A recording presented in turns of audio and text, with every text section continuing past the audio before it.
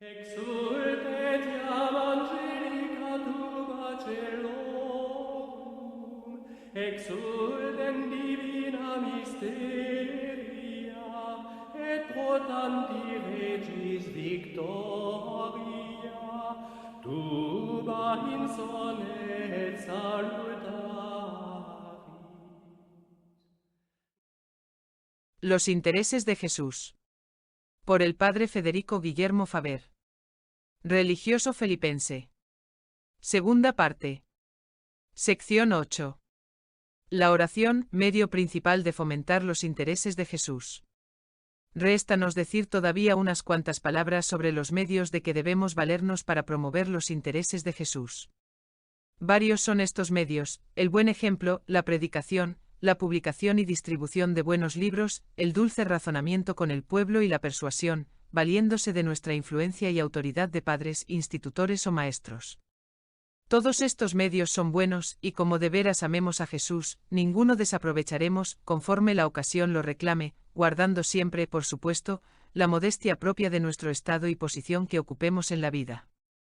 Los miembros de la confraternidad podrán servirse de ellos según lo permitan las circunstancias, pero el medio real de la confraternidad y de todos los hombres es uno solamente: la oración. Se ora hoy muy poco, desconsuela efectivamente ver la poca fe que tienen los hombres en la oración. Creen alcanzarlo todo con su ingenio, actividad y propia industria. Imagínense que las mismas causas que han hecho a Inglaterra una nación grande y altiva, contribuirán igualmente a fomentar los intereses de Jesús y extender su reinado sobre la tierra. Se regula hoy todo por los ojos, no por la fe. Si emprenden los católicos una obra cualquiera y les parece que produce escasos resultados, se les ve luego desmayar, imaginándose que todo llegará a reducirse a la nada. Se da una misión, se salva un alma o se evita un pecado. ¡Qué disparate!, exclaman. O fue obra de 15 días, y se gastaron 50 escudos, y Jesús, sin embargo, para impedir que sea mancillada la gloria de su Padre con una sola culpa, está dispuesto a volver a bajar del cielo para ser otra vez crucificado. Si no podemos publicar guarismos, ni mostrar grandes resultados, ni satisfacer al mundo, o llámese pública opinión, de que estamos haciendo una gran obra a sus mismos ojos, nos ponemos a trabajar para criticar unos de otros y pecamos. Tenemos reuniones públicas y pecamos, hablamos en demasía y pecamos, formamos turbulentos comités y pecamos, desistimos de la obra y pecamos, y enseguida cada uno escribe un comunicado a un periódico, donde probablemente peca también, y después de todo vuelve a vivir como antes. Intentamos ciertamente emprender una buena obra, pero como nos apoyábamos en principios naturales, acabó con una muchedumbre de pecados. Pues todo esto no reconoce otra causa que la falta de oración y la falta de fe en la eficacia de la oración. Así no olvidéis que la confraternidad no conoce otro medio que la oración. Convenzámonos que en un siglo y una nación sin fe, la fervorosa oración ejercerá una gran influencia para con Dios, y obtendrá de él una recompensa muy señalada. A aquellos que se acordaron de Sión, mientras los demás la olvidaron, les tuvo el Señor presentes de una manera muy singular. Oremos, pues, en una nación olvidada de la oración, fiada de sí misma y apoyada en un brazo de carne, y Dios así nos asistirá como nunca, y prosperarán maravillosamente los intereses de Jesús sobre la tierra. Oh, los intereses de Jesús. Pluguiera al cielo encendiesen sin cesar nuestros corazones. La vida es corta y es mucho lo que hay que hacer, pero la oración es poderosa, y el amor más fuerte que la muerte. A la obra, pues. A trabajar cantando y saltando de gozo ángeles y hombres, pecadores y santos, por los intereses, por los caros intereses, por los únicos intereses de Jesús. Capítulo 2. Simpatía con Jesús. Sección 1. La simpatía con Jesús, señal de santidad. Mientras Jacob vivió desterrado en casa de Labán, se enamoró de Raquel, hija de Labán, y dijo a su padre: te serviré 7 años por Raquel, y la Escritura añade: así Jacob sirvió 7 años por Raquel, y no le parecieron más que unos días por la grandeza de su amor. Ahora bien, ¿no es verdad que no raras veces nos parece la vida demasiado larga, y los días muy pesados? Una santa impaciencia por vernos libres de las ataduras del cuerpo y vivir con Cristo, ¿no nos hace con frecuencia desear la muerte? El pecado, la facultad y peligro de pecar, no llegan a sernos insoportables y no nos obligan a suspirar por la compañía de Dios como un amante por su amado. Pero no son estas las causas del disgusto que experimentamos nosotros y a las que ahora estoy aludiendo. Nuestra vida, especialmente la espiritual, se nos hace pesada por muy diferentes motivos. Es ciertamente una tarea enojosa y que desmaya el corazón, vivir luchando siempre con nuestras malas pasiones, sin conseguir apenas resultado alguno. Las tentaciones nos importunan, nos inquietan los escrúpulos, y el término de nuestra ruin ambición no parece se reduce a otra cosa que a morir, ser sepultados y morar después en el purgatorio. ¿Y cuál es la causa de todo esto más que el no servir a Jesús por amor? Si nosotros le sirviésemos por amor, seguramente que nos sucedería lo mismo que a Jacob, los años nos parecerían días por la grandeza de nuestro amor. Veamos, pues, si es difícil servir a Jesús por puro amor.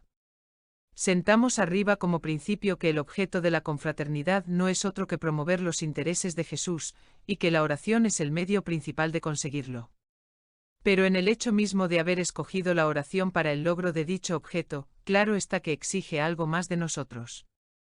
No es ciertamente imposible servir a Dios y promover los intereses de Jesús con tibieza, frialdad y desmayo, a la manera que uno dispensa a otro un favor cualquiera como de mala gana, y digámoslo así sin ganas, mas no es posible servir a Dios y promover los intereses de Jesús en la oración con semejante frialdad y aspereza. Efectivamente, la oración que no es fervorosa no es oración, es solo una distracción o irreverencia, y nada más.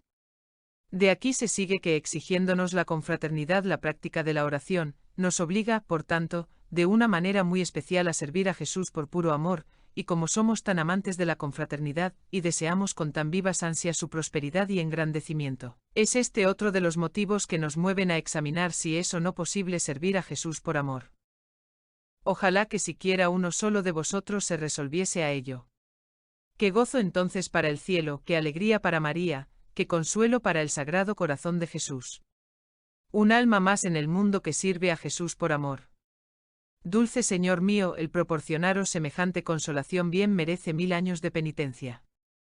Ni la arrebolada puesta del sol, ni los cielos sembrados de estrellas, ni las espumosas ondas del mar, ni los fragantes bosques y risueños prados, son objetos tan encantadores como un alma que sirve a Jesús por amor en medio de una vida gastada y prosaica. No hay uno siquiera en el mundo que no desee ser un santo. Todos quisieran amar a Dios como los santos le amaron, todos quisieran asimismo disfrutar de esa alegría dulcísima e inefable que inundaba su espíritu, y todos, por último, quisieran subir directamente a gozar de las inestimables delicias del cielo sin tener que pasar por el purgatorio, para ocupar allí el primer asiento que los santos se merecieran con su incomparable amor divino. Bien sabemos que nos separa una larga distancia de semejante estado, y aún tenemos no pocos motivos para temer no llegar a serlo jamás. Nos falta resolución para practicar las penosas penitencias y mortificaciones corporales en que ellos se ejercitaron, no tenemos valor para renunciar generosamente al mundo, y carecemos de aquel apetito de cruces y trabajos que consumía y devoraba sus entrañas, pero ¿quién hay con todo eso que no desee ser un santo? No es mi ánimo proponeros ningún precepto difícil, ni mucho menos rigurosas penitencias, tampoco os exijo cosas que excedan vuestras fuerzas, solamente deseo que os fijéis bien en esto. Observad los santos de todas las edades, sea la que quiera su historia o género de vida y veréis, al compararlos entre sí, que no fueron sus austeridades las que les hicieron santos. Se notan en ellos ciertamente no pocas diferencias, pero no dejan sin embargo, de tener bastante semejanza entre sí. Unos obraron milagros durante toda su vida, como San José Cupertino, religioso franciscano, otros acaso ninguno, como San Vicente de Paul, por lo que hace a San Juan Bautista, de quien dice el Salvador cosas tan maravillosas ni siquiera obró uno solo, estos practicaron espantosas penitencias como Santa Rosa de Lima, y aquellos se contentaron con renunciar a su voluntad propia, arrojándose en los brazos de la divina, así lo ejecutó San Francisco de Sales. Pues bien, a pesar de todas estas diferencias tienen todos ellos un carácter peculiar propio suyo y ciertos gustos e inclinaciones por los cuales podríamos conocerlos siempre, en cualquier parte que los hallásemos, siendo lo más maravilloso que sus principales particularidades como santos están a nuestro alcance y podemos hacerlas nuestras sin necesidad de milagros estupendos, ni rigurosas penitencias. Pero no vayáis con esto a creer que yo sostenga ser cosa fácil igualarnos a los santos. No, no. Solamente afirmo que si así os place, en nuestra mano está apropiarnos no menos los medios con que ellos amaron a Dios y promovieron los intereses de Jesús, que los gustos e inclinaciones que les hicieron tan gratos al Sagrado Corazón del Salvador. Más aún, luego al punto llegaríamos a adquirir dichas particularidades suyas solo con que fuésemos miembros celosos de la confraternidad. Resumiendo, decimos que si bien los santos se diferencian entre sí, coinciden, sin embargo, todos ellos en tres cosas, a saber, primero, celo por la gloria de Dios, segundo, susceptibilidad por los intereses de Jesús, tercero, anhelo y solicitud por la salvación de las almas. Pero antes de hablar de cada una de estas tres cosas, debo prevenir una mala inteligencia de vuestra parte.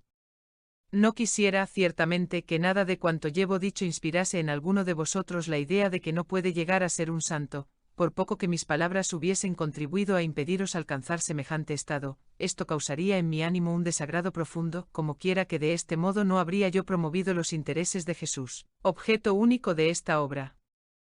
Por vía de explicación a mis expresiones, permitidme os refiera una historia de una santa, de Jacinta de Mariscotti, canonizada por Pío VII en 1807. Fue esta una doncella italiana, cuyo carácter distintivo, durante su juventud, consistía en una extremada afición al lujo y a las galas. Sus padres la enviaron a educarse a un convento, pero todo el tiempo que permaneció en él no se ocupó de otra cosa que en tonterías y frivolidades mundanas, y toda su juventud la pasó en una disipación completa. Durante este tiempo tuvo deseos de contraer matrimonio, y como viese que una hermana suya había hecho un buen casamiento y ella no lo lograse, se llenó de envidia y de una rabia excesiva. Era de una índole enteramente antipática, y con semejantes vicios llegó a hacerse tan odiosa, que nadie podía soportarla a su lado. Su padre, tonto y más que tonto, quería que fuese monja, y aunque no tenía ni pizca de vocación, creía ella, sin embargo, que podría abrazar ese estado como otro cualquiera, y así entró en un convento de la Orden Tercera de San Francisco, en Viterbo. En nada cambiaron sus gustos ni su carácter, el convento parece que era tan relajado, que más no podía ser, de suerte que en él hizo todo cuanto quiso. Solía decir el glorioso San Alfonso, que era más fácil salvarse para un alma en medio de las delicias del mundo que en una orden relajada, y por cierto que pocos tuvieron en semejante materia la experiencia de este siervo de Dios. Lo primero que hizo nuestra santa fue construir para sí, a expensas suyas, una magnífica habitación, que adornó lujosamente y, según escribe su biógrafo, hasta con suntuosidad. Cuidábase muy poco de la regla, y si observaba alguno de sus capítulos, como puede suponerse, guardábalos con tibieza y flojedad. Era cada vez más vanidosa, y no pensaba sino en sí misma, preparación bien extraña para conseguir la santidad.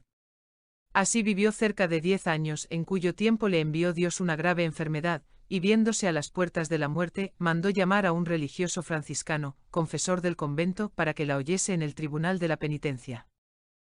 Apenas observó el religioso los ricos adornos de la habitación de aquella religiosa, negóse a oírla en confesión, diciéndole que el cielo no se había hecho para las monjas que llevaban una vida como la suya. «¿Cómo?», exclamó ella, «¿y no me he de salvar?». «El único medio», replicó el confesor, «para alcanzar la salvación consiste en pedir a Dios perdón de todas sus culpas, reparar el escándalo que ha dado y comenzar una nueva vida». Se echó entonces la santa a llorar, y bajando al refectorio, donde a la sazón se hallaba la comunidad, se postró ante las religiosas y les pidió perdón de los escándalos que les había dado. Pero a pesar de todo esto no se obró en ella un cambio extraordinario, o a lo menos heroico, pues no entregó luego al punto a la superiora las ricas galas que poseía, y solo poco a poco fue mudando de género de vida. Para que se resolviera a entregarse de lleno a la virtud hasta llegar a ser una santa, fue preciso que Dios le enviase de vez en cuando alguna enfermedad, y que el remordimiento de la conciencia prosiguiese con suave tenacidad la tarea de ahondar más y más profundamente en su corazón. He aquí, pues, una historia llena de consolación. Nuestra flaqueza nos arrastra a creer que los santos fueron desde la cuna personas extraordinarias, que por especial favor del cielo jamás perdieron la inocencia bautismal, y apenas llegaron a sentir la rebelión de sus pasiones o al menos, la peor de todas ellas, la de los arraigados hábitos pecaminosos. O bien nos los representamos como personas en cuya santificación ha intervenido la providencia divina de un modo milagroso, como en la conversión de San Pablo y de San Ignacio, así es que es cuestión resuelta para nosotros el no llegar nunca a ser santos. Pero la historia de la vida de Santa Jacinta nos ofrece una idea enteramente distinta. A los años de tibieza, de pecados veniales y vanidad mundana sucédese una semiconversión. A estas siguen después otras pequeñas conversiones, a estas otras y así sucesivamente, lo mismo que quizá ha acontecido con no pocos de nosotros. Ved cómo ilustra esta historia la excelente y consoladora observación del padre Baker, Santa Sofía, página 175. Por lo que hace a las almas que por respetos humanos abrazaron la vida religiosa, no desmayen por eso, creyendo que ya ningún fruto pueden sacar en ella faltándoles el llamamiento divino, antes bien, confíen en que correspondiendo fielmente en lo sucesivo al género de vida que han abrazado por especial providencia de Dios contra sus intenciones y voluntades, la religión que ellas profesan será un beneficio infinito para sus almas. No raras veces se ha visto esto en grandes santos luego que Dios les concedió luz para ver sus perversas intenciones y gracia para rectificarlas, con cuyos medios, quienes comenzaron por la carne, acabaron por el espíritu. En las casas religiosas, en el estado eclesiástico y hasta en la vida devota en medio del mundo, que aliento tan grande no deben infundir en no pocos de nosotros semejantes palabras y ejemplos para volver a empezar nueva vida, aun cuando la hayamos antes comenzado varias veces y vuelto después a abandonar. Lo que todos nosotros necesitamos ahora es imitar los últimos años de Santa Jacinta. Pero ¿cómo alcanzaremos la santidad de los últimos años de Santa Jacinta pronta y fácilmente? Cultivando los tres caracteres antes mencionados, a saber, celo por la gloria de Dios, susceptibilidad por los intereses de Jesús y solicitud por la salvación de las almas. En estas tres cosas consiste la simpatía con Jesús, y la simpatía es el fruto y el aliento del amor, y el amor es la santidad, y un santo es simplemente aquel que profesa a Jesús más amor que la generalidad de las personas piadosas, y a quien el mismo Señor, en recompensa, le ha enriquecido con favores especiales. Sección 2. Los tres instintos de los santos. Primero, celo por la gloria de Dios. Es una verdad fundamental de la religión que el único fin del hombre en la tierra es glorificar a Dios, salvando su alma. Este es nuestro único fin, nuestro único negocio, todo lo demás nada debe importarnos. Las criaturas nos ayudan o nos sirven de estrobo en negocio de tanto interés, y así usaremos de ellas, según que contribuyan o se opongan a la consecución de semejante fin. De este primer principio y de los dos preceptos de amor de Dios y del prójimo nace en nosotros la obligación de procurar la gloria divina en la salvación del alma de nuestros hermanos como en la nuestra propia. Si amamos a Dios, evidentemente seremos celosos de su gloria, y tanto mayor será nuestro celo cuanto más encendido sea nuestro amor hacia su divina persona. Cuando tomamos a pecho un negocio de interés, estamos seguros de llevarlo a cabo con calor y perseverancia. La persona que llega a amar ardientemente a su Dios, hácese lo que nosotros llamamos hombre de una idea. Todo lo ve desde un solo punto de vista, los empleos y profesiones son para él otras tantas calamidades necesarias que le distraen de su única ocupación, y no busca en todo y por todo sino la gloria de Dios. Este es su último pensamiento al acostarse, y el primero que le asalta al despertar por la mañana. Si obtiene algún puesto, autoridad o influencia, el primer impulso suyo es de ver cómo lo empleará a la mayor gloria de Dios. Si le sobreviene alguna desgracia, o por el contrario, recibe en herencia una suma considerable de dinero, esta es asimismo la primera idea que le sugiere su entendimiento. Se interesa grandemente por la Iglesia y los pobres, por la educación y moralización de costumbres y no por otra razón, sino porque estos objetos rebosan gloria divina. Cuando un hombre se entrega de lleno a la política, sea la del gobierno o la de la oposición, no ve cuanto acaece sino con relación a las ideas que absorben todas las potencias de su alma. El estado de la cosecha, la probabilidad de una mala recolección, nuestras relaciones internacionales, el descontento interior, el malestar de las clases obreras, son para él otros tantos asuntos que afectan grandemente al partido político a que está afiliado. Pues así, igualmente sucede a la persona que ama a Dios de todo corazón. No hay cosa, por inverosímil que parezca, que, según ella, no tenga que ver con la gloria divina. No quiere esto decir que deba estar siempre pensando en semejante asunto con actual intención, esto sería imposible, y en cierta manera superior a la condición humana, pero sí que esa es la idea que más le preocupa, y la primera que suele ocurrírsele, como acontece a aquel que ama con pasión un objeto y desea con vivas ansias poseerlo. Pues esto no es muy difícil de lograr. No hay en ello ningún sacrificio costoso de hacer, ningunas espantosas austeridades que practicar. Comencemos sosegadamente a ejercitarnos en esta devoción, primero un poco, luego algo más, y así sucesivamente, hasta que por fin lleguemos a familiarizarnos y nos sea enteramente habitual. Todas las mañanas dirijamos a Dios una corta oración para conseguir de su inefable liberalidad una especial gracia de estar siempre buscando su gloria, y luz singular para hallarla. Renovemos 2 veces al día dicha intención, pidiéndole semejante favor después de la comunión, rosario y examen de conciencia. Si alguna vez lo olvidamos, no desmayemos por eso, ello vendrá con el uso, y como nosotros lleguemos a perseverar unos cuantos meses en dicho ejercicio, el mismo Dios empezará entonces a ayudarnos de una manera muy especial. Pero no antes tenedlo muy presente, pues tal es su conducta, esto es, esperarnos algún tiempo y ver si perseveramos. Dios realmente está ayudándonos sin cesar, de otra suerte sería imposible nuestra perseverancia en el bien. Repito pues que esto, como veis, no es difícil de alcanzar, y si lo consiguiéramos en el transcurso de un año, cuántas millas nos aproximaríamos a los santos, y cómo prosperarían entonces los intereses de Jesús. Sección 3. Segundo, susceptibilidad de los intereses de Jesús.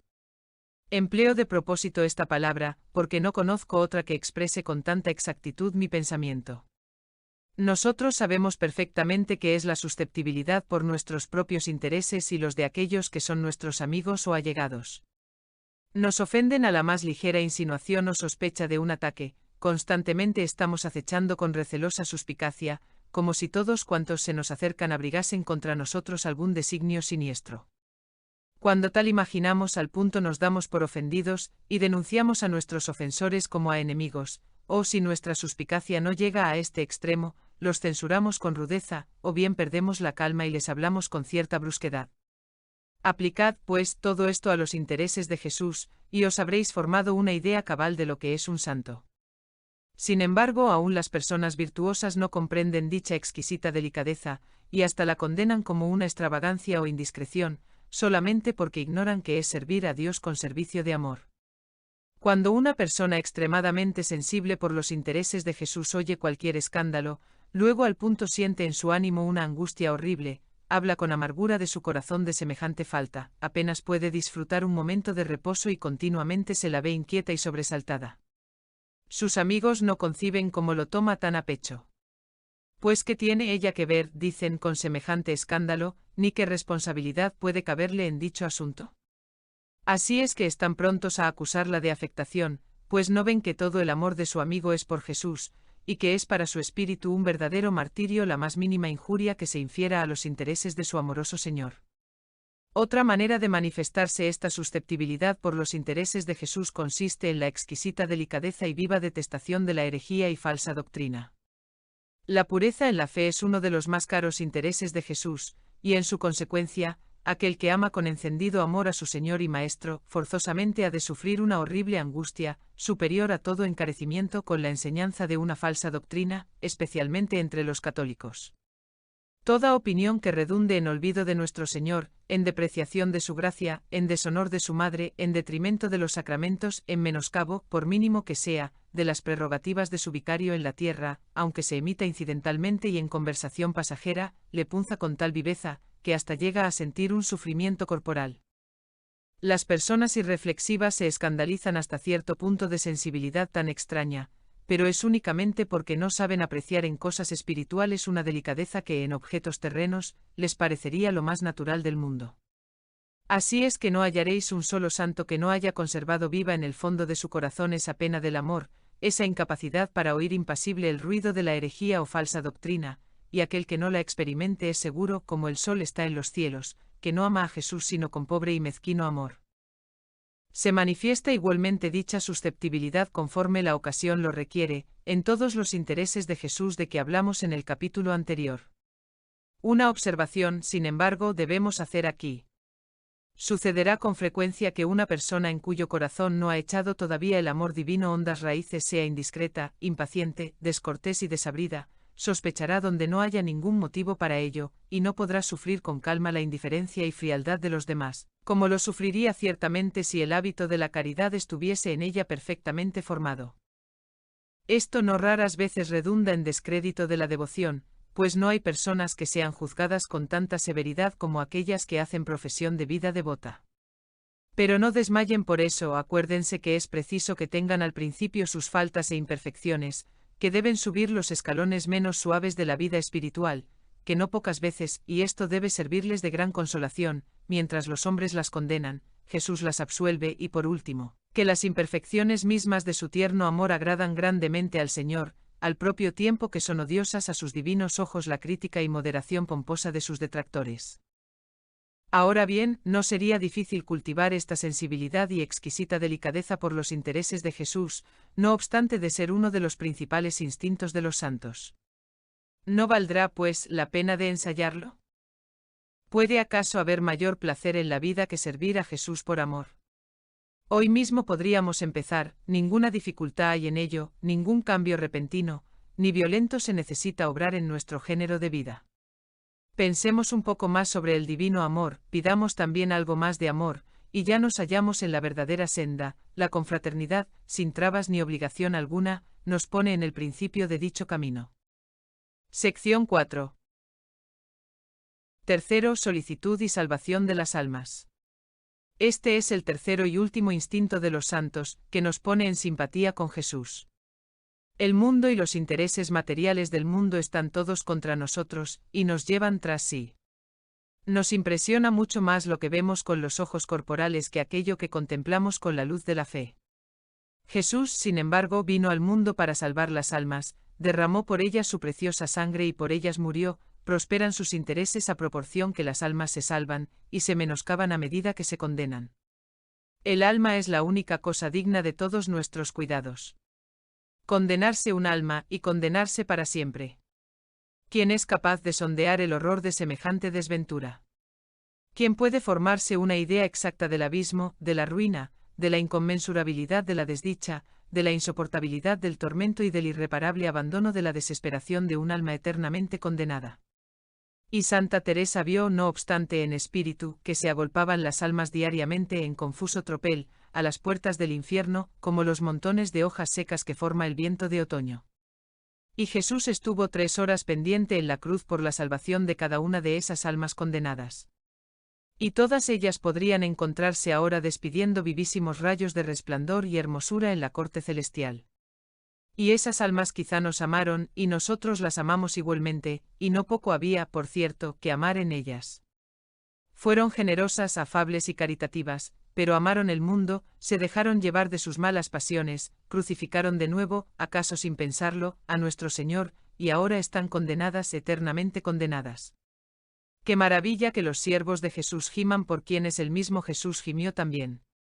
Así es que se les ve siempre solícitos por misiones, escuelas, órdenes religiosas, ejercicios espirituales, indulgencias y jubileos, constantemente están llenos de planes, y si no de planes, a lo menos de oraciones. Cuídense poco de toda otra cosa que no sea el importante negocio de la salvación de las almas, y todo lo sacrifican por ellas. Nada les importa recibir desaires, sufrir chascos e incurrir al principio en algún engaño, pues son todo por las almas. Por ellas comienzan de nuevo todos los días a levantar planes y tirar nuevas líneas, y no se desaniman porque no vean claramente si habrá hombres y dinero para continuar las obras que emprenden. Su consolación es que toda obra por las almas es por su propia virtud una obra completa, y completa para mientras subsista, pues toda dispensación de la gracia y de la preciosa sangre es una cosa apetecible y gloriosa en sí misma. He aquí porque la Iglesia, Madre amorosa de las almas, se afana tanto en fomentar esos estímulos temporales de retiros espirituales, misiones y jubileos. Semejantes prácticas son completas por sí mismas y para mientras duren, de aquí que al propio tiempo que unos se ocupan en hablar y fisgar y criticar y resfriar y desanimar a los demás, aquellos aman a Jesús, prosiguen trabajando en la salvación de las almas con simplicidad de corazón, sin pensar en el mañana. Volúmenes enteros podrían escribirse acerca de esta pasión por las almas, que se halla en toda persona que profese un tierno amor a Jesús. No es encargo hecho solamente a Pedro, sino también a todos los que aman. Una vez convertido, confirma a tus hermanos. ¿Me amas más que estos? Apacienta mis corderos. Efectivamente, no tenemos cada uno de nosotros un sinnúmero de medios con que contribuir a la salvación de las almas. Y por la intercesión, al menos, no quedan enteramente abiertos los tesoros de toda la Iglesia a la influencia alegre y eficaz de nuestras oraciones igualmente que al mismo Papa. Los santos están principalmente formados con estas tres cosas: celos por la gloria de Dios, susceptibilidad por los intereses de Jesús, solicitud por la salvación de las almas. Estos tres instintos constituyen el carácter más bello y angelical, y nos ayudan más que ninguna otra cosa a asegurar nuestra predestinación. He aquí las tres cosas que la confraternidad procura formar en nosotros. Ya hemos visto cuán fácil es adquirirlas, nos basta con aprender a amar y servir a Jesús por puro amor. No hay sexo, edad ni condición que no sean igualmente convenientes para la práctica de estas tres cosas. ¿Qué cambio tan radical no se obraría en el mundo si unos cuantos acometiesen semejante empresa y la prosiguiesen con calma apacible en la vida ordinaria y oraciones de cada día?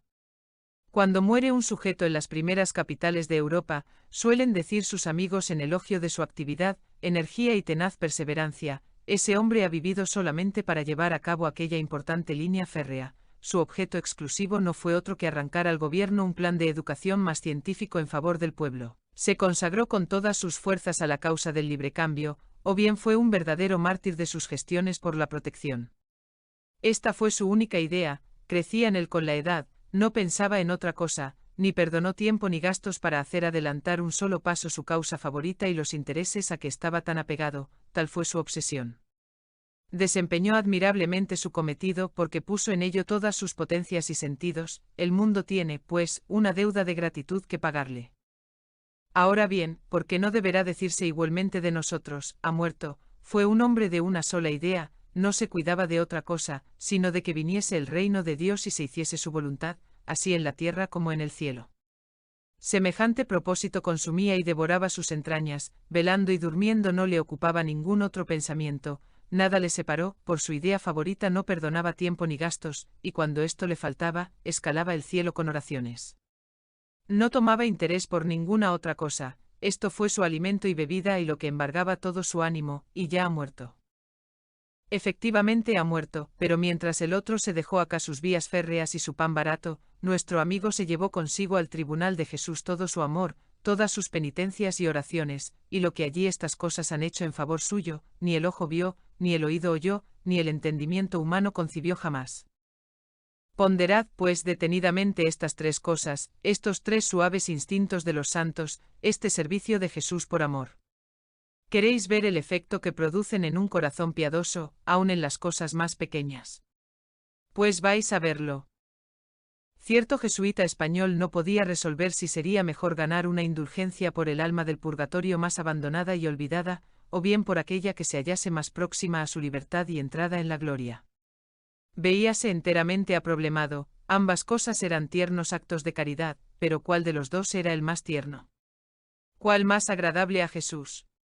Como este buen padre era de un corazón sumamente compasivo, se inclinaba más hacia la pobrecita alma abandonada, a causa, precisamente, del desamparo mismo en que se encontraba, produciendo una horrible angustia en su ánimo tener que abandonarla a su olvido. Pero se decidió al fin en favor de la primera, y he aquí las razones que le movieron a tomar semejante resolución. Si bien es cierto, decíase a sí mismo, que atendiendo al exceso de la miseria, el acto más grande de misericordia consiste en aplicar la indulgencia por el alma más necesitada, la caridad es, sin embargo, una virtud más excelente que la misericordia y el acto más subido de caridad consiste en ofrecer la indulgencia por el alma que más amó a Dios, no buscando en ello otra cosa que la mayor gloria del Hacedor como Criador de esa alma, pues se halla más cercana a su entrada en los cielos, donde al punto empezará a glorificar a Dios de un modo inefable con sus alabanzas y felicidad. Aquí había celo por la gloria de Dios. Además, el alma no es propiamente la victoria completa de Jesús hasta que no arriba al puerto dichoso de la gloria y la presenta nuestro adorable Redentor, al Eterno Padre como trofeo de su sagrada pasión. ¿Y no será mejor hacer esperar en el purgatorio a la pobre alma abandonada que no a Jesús en el cielo? Y la pesadumbre que se experimenta dejando en su abandono al alma más olvidada, no ejercerá alguna influencia sobre Jesús, y no alcanzará algún socorro en favor de dicha pobrecita alma desamparada. Aquí había una susceptibilidad y sensibilidad exquisitas por los intereses de Jesús. Pero aparte de todo esto, proseguía el piadoso jesuita, cuanto menos retarde su entrada en el cielo el alma que se halla a él más cercana, tanto más pronto empezará a conseguir de Dios toda suerte de gracia para mi alma y la de todos los pecadores que existen en la tierra. Aquí había una solicitud por la salvación de las almas. En vista de estas razones, se resolvió a ofrecer sus indulgencias por el alma más cercana a su rescate, pero no sin exhalar al propio tiempo un fervoroso suspiro y dirigir a sí mismo una mirada compasiva a María, y concebir una esperanza fundada de que Jesús había de obrar alguna cosa extraordinaria a favor del alma desamparada. Parece que esta decisión del buen padre tiene en favor suyo una respetable autoridad, pues entre las revelaciones hechas a Sor Francisca del Santísimo Sacramento, religiosa carmelita española, una de ellas tiene por objeto el asunto que nos ocupa. Le declaró el Señor cómo distribuía casi todos los sufragios de la Iglesia Universal del Día de Ánimas entre todas aquellas que se hallaban más cercanas a la gloria, manifestándola al propio tiempo la innumerable muchedumbre de almas que salían del purgatorio en la tarde de ese día.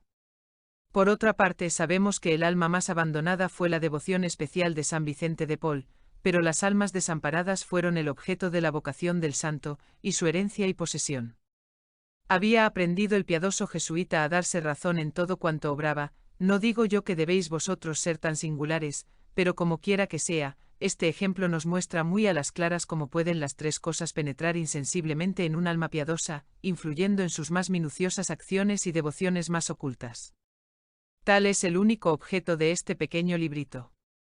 Coloquemos pues nuestros pensamientos, actos y oraciones en concordancia con los intereses de Jesús. Dios les bendiga.